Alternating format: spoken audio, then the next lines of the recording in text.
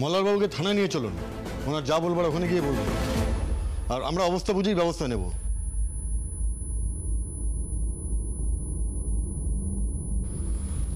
আমার তো মনে হচ্ছে ওনাকে পুলিশ কাস্টডিতে রাখতে হবে।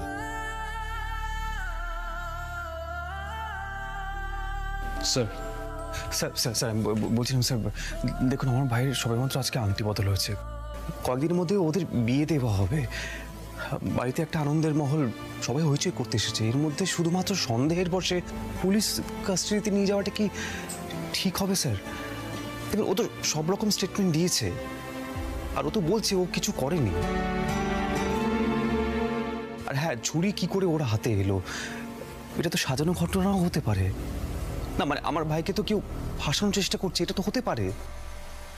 তদন্ত হবে, নিয়ম মাফিক তদন্ত হবে এর উপরে।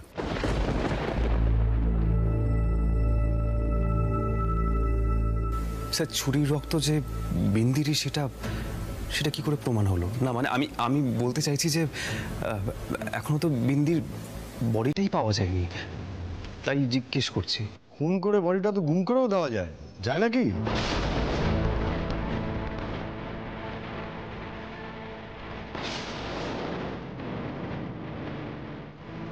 স্যার দেখুন স্যার, আপনাদের তো খুব ভালো করেই জানা আছে যে বিন্দি কতটা ধুরন্ধর একটা মেয়ে। রঞ্জাকে সম্ভবত ওই জলের ঠেলে ফেলে দিয়েছে। বললাম যে তদন্ত হবে। স্যার তাহলে কোন অভিযোগে আপনি আমার ভাইকে মানে পুলিশ কাস্টডিতে নিয়ে যাচ্ছে? মানে এটা তো ক্লিয়ার নয়। আপনি দেখুন, পুলিশের সঙ্গে সহযোগিতা করুন দয়া করে। আর আমি আপনাদের কাছে আমাদের কোনো প্রমাণ সাক্ষ্য দেখাতে বাধ্য নই। আমরা মল্লারবাবুকে ইন্টারোগেশনের জন্য নিয়ে যাচ্ছি, তারপরে যা ব্যবস্থা নেওয়া হবে।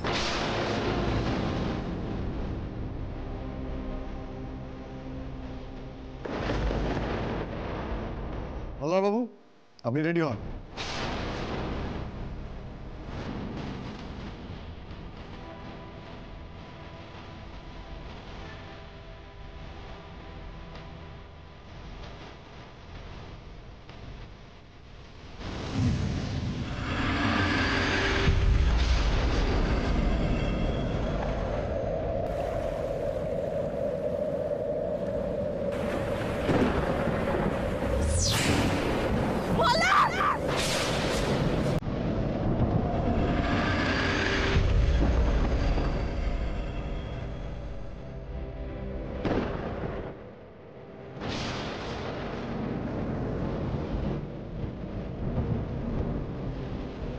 এই এই তোমার কি ব্যাপার, কি বলো তো? কোথায় গেছিলে তুমি কাউকে কিছু না বলে? আরে তোমার জন্য আমার কতটা চিন্তা হচ্ছিল তুমি জানো, বোঝো সেটা? আসলে কাল রাতে ঘুম আসছিল না, তাই বেরিয়েছিলাম। একটা জায়গায় শুয়ে পড়েছিলাম, ঘুম ভাঙেনি। তাই মহাদেবের কথা ছিল আমাদের সঙ্গে চন্দননগরে এসে দাদুকে সবটা বলবে। বিন্দি আমার বিয়েটা হয়নি সে বিষয়ে সাক্ষী দেবে। সেই কারণে আমি সে রাত্রে মহাদেব রায়ের বাড়িতে যাই।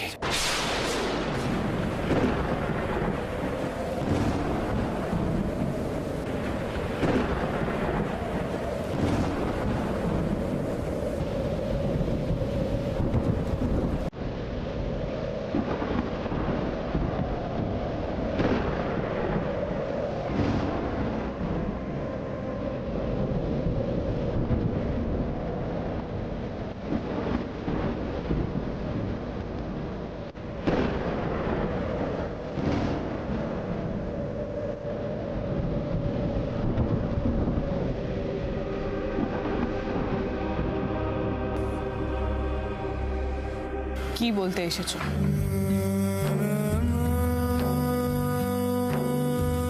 রঞ্জা, সাবধানে থেকো।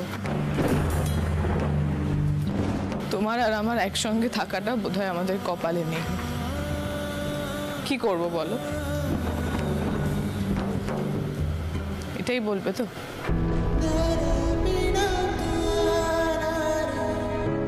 এটাই শুনতে হবে তো আমাকে এখন? তুমি কেন বললে না যে সেদিন রাতে তুমি মহাদেব রায়ের বাড়িতে গেছিলে? কেন বললে না যে তোমার সাথে এরকম একটা ভয়ঙ্কর ঘটনা ঘটেছে? আরে আমরা তো পুলিশকে বলতে পারতাম, এখন আমি কি করব বলো? কোথায় যাব?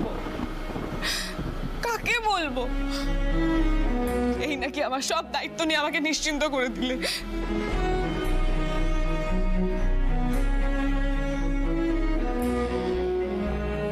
আজই আমি তোমাদের ওই আংটিটা পরেছিলাম, দেখো দেখো, এই আংটিটা আমাকে তুমিই আজ দিয়েছিলে, দেখো। আর এই প্রথমবার আমি ভেবেছিলাম যে আমরা এবার একসঙ্গে জীবন কাটাবো। কি হবে সেটার বলো? কি করবো এখন? কি করবো বলো?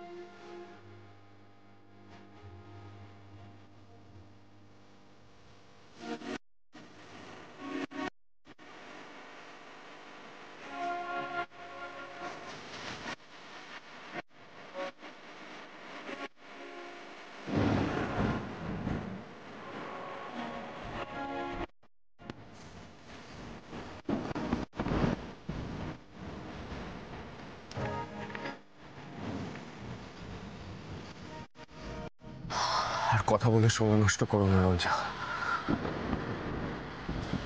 একদম সময় নেই, পুলিশ দাঁড়িয়ে আছে, যেতে হবে। তবে যাওয়ার আগে একটা কথা বলে যেতে চাই। আমি যেখানেই থাকি, যেভাবেই থাকি, তুমি সব সময় আমার সঙ্গে সঙ্গে থাকবে।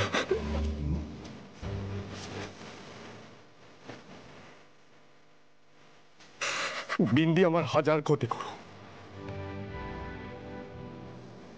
ও হাজার চেষ্টা করুক আমাদের মধ্যে দূরত্ব তৈরি করার, পারবে না। তোমাকে আমি আমার থেকে দূরে যেতে দেব না রঞ্জা।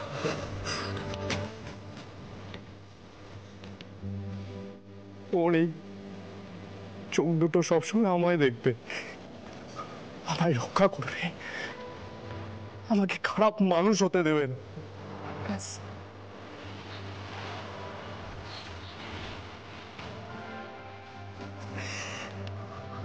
কিচ্ছু জানি না আমি।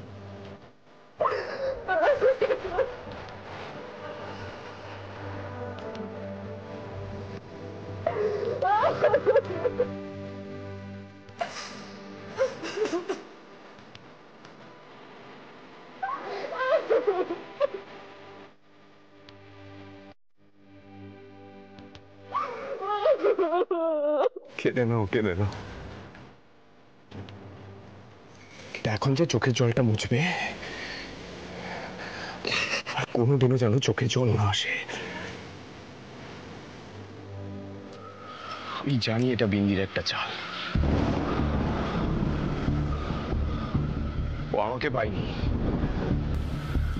তাই এখন আমাকে পাবার আশা ছেড়ে আমার ক্ষতি করছে। ও আমাকে পায়নি, তাই কেউ পাবে না, এটাই ভাবছি ও। আমাদের একসঙ্গে থাকতে দেবে না রঞ্জা।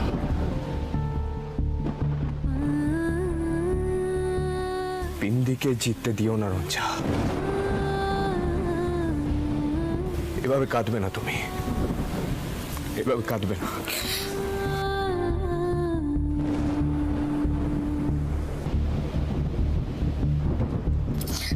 বলা বলা, আমি পারবো না তোমাকে এত কষ্ট পেতে দেখ, সত্যি পারবো না। বিশ্বাস করো, আমি সব কষ্ট সহ্য করে নেব, কিন্তু একবার যদি মনে হয় যে তুমি এইভাবে কান্নাকাটি করছো, লাগো সৌমিক শেষ হয়ে যাবে।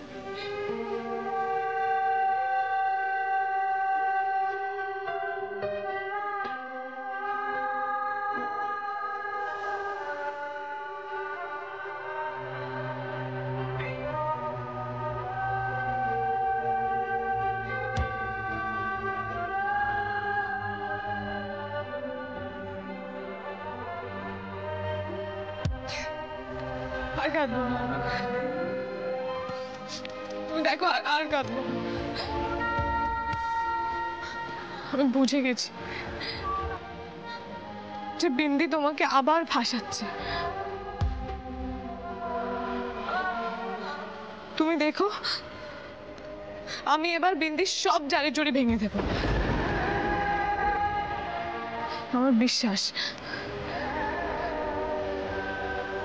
বিন্দি মরেনি, ও বেঁচে আছে, বেঁচে আছে ও। মল্লারদা তোমাকে নিচে ডাকছে। হ্যাঁ চলো তুমি।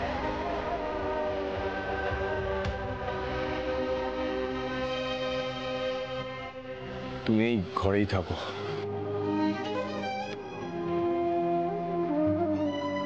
আসছি।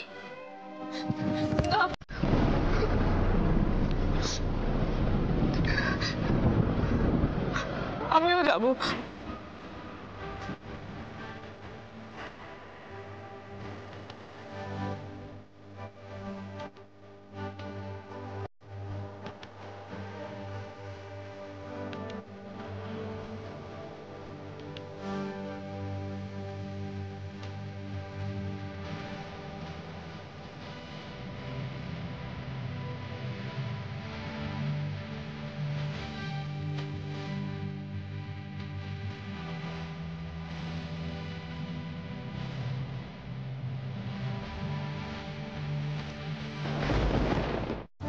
মা কেঁদো না, মা শান্ত হও, এরকম করো না। বুঝতেই তো পারছো মা, একটা জ্বর উঠেছে।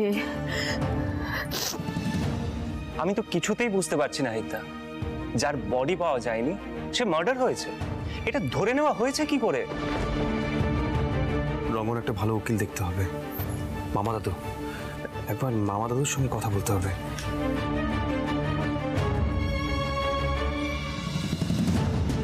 আহির, এই বয়সে আর কত কি দেখবো বলবে আমায়?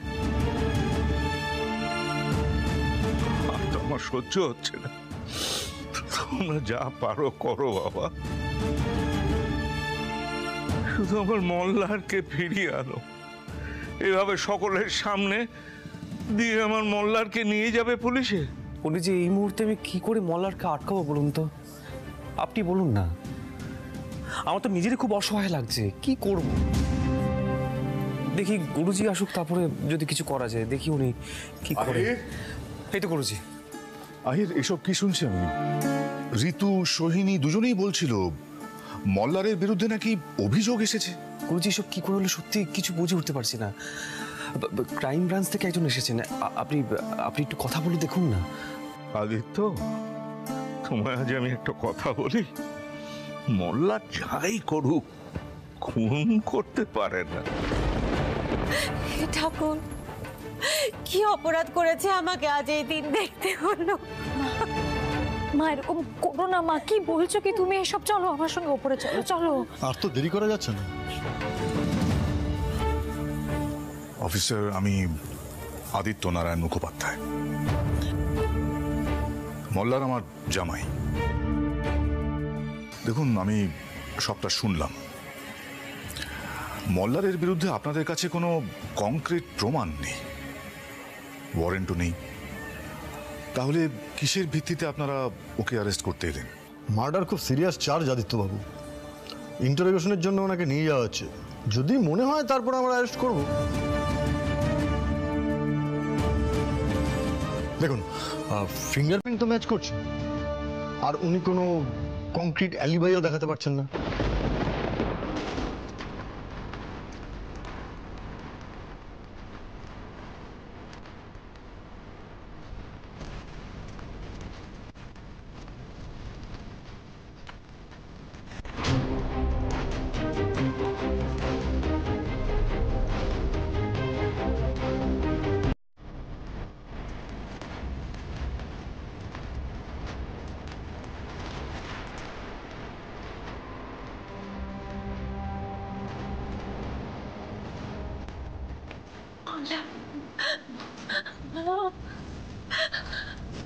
ও মল্লা, এটা কি হলো মল্লা? কি হলো মল্লা? মা শান্ত শান্ত, আমি কোনো দোষ করিনি, আমি নিশ্চয়ই ফিরে আসতে পারবো। দাদা, ওই বিন্দির কিছুতেই ভালো হবে না, তুমি দেখো ওর ভালো হবে না। রঞ্জা, তুই কিচ্ছু ভাবিস না। মল্লার, আমরা তোমার জন্য ভালো উকিল ঠিক করছি, চিন্তা করো না।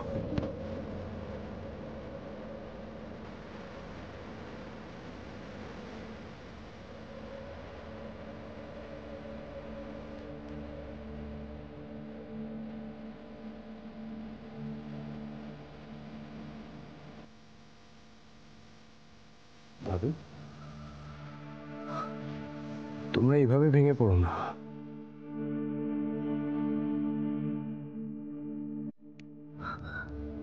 আমি ঠিক নির্দোষ প্রমাণিত হব,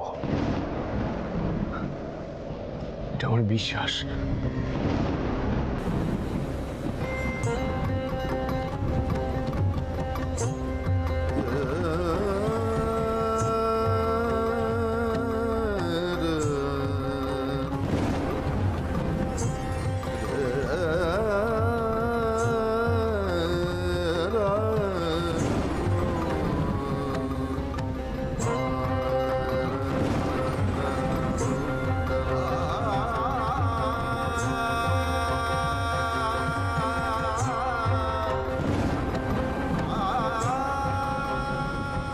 আর কথা বাড়াবো না, চলুন অফিসার।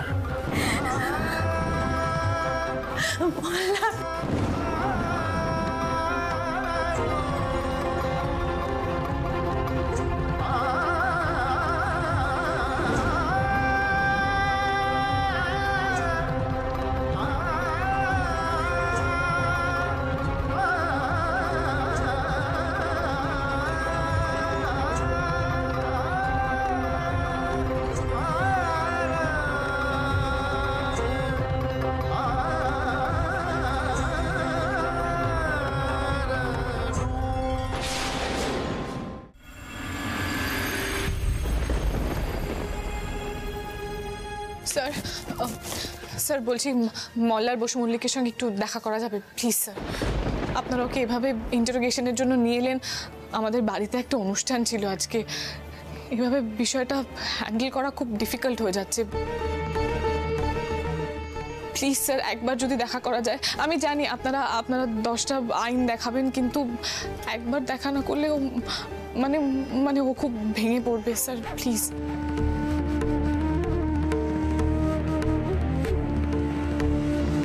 আমি বলছি তো, এর বেশি কিছু আমি জানি না।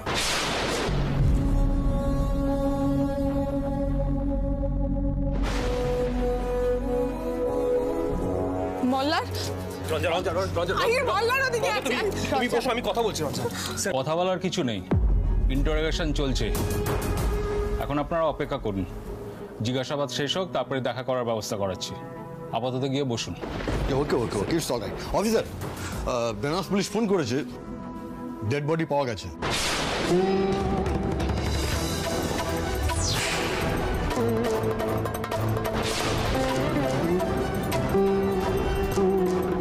কি আপনারা এখানে কি করছেন? স্যার বলছি যে একবার কি মল্লার সঙ্গে দেখা করা যাবে? না মানে আপনারা তো ওকে অ্যারেস্ট করেননি তাই না, জিজ্ঞাসাবাদ করার জন্য এখানে নিয়ে এসেছেন, তাই আমরা তো একবার দেখা করতেই পারি। প্লিজ একবার ব্যবস্থা করে দিন না। দেখুন, কেসটা অন্যদিকে ঘুরে গেছে। বিন্দি চৌধুরীর ডেড বডি পাওয়া গেছে, বডি পোস্টমর্টমে গেছে। কি বলছেন কি অফিসার? সত্যি বিন্দি খুন হয়েছে? স্যার বলছি, মৃতদেহটা কোথায় পাওয়া গেছে? দেখুন, আপনাদের এসবের ডিটেলস আমি দিতে বাধ্য নই, কিন্তু যেহেতু আপনারা সবাই খুব শকড হয়ে আছেন, হয়তো আপনাদের থেকে কিছু ক্লু পাওয়া যেতে পারে। সেই জন্য আমি এটুকু বলতে পারি যে ডেড বডি পাওয়া গেছে ওই মহাদেব রায়ের বাড়ির আশেপাশে।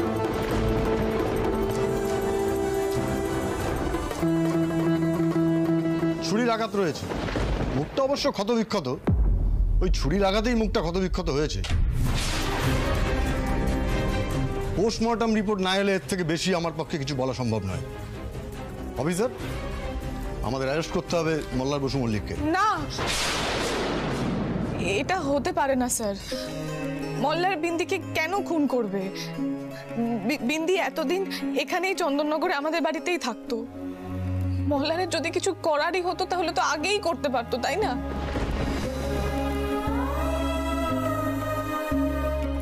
আমি বলছি স্যার, কিছু তো একটা গোলমাল আছে। আপনি প্লিজ একবার আমাকে মল্লারের সঙ্গে দেখা করতে দিন, প্লিজ। আমি আপনার কাছে হাত জোড় করছি, প্লিজ স্যার, একবার দেখা করতে দিন।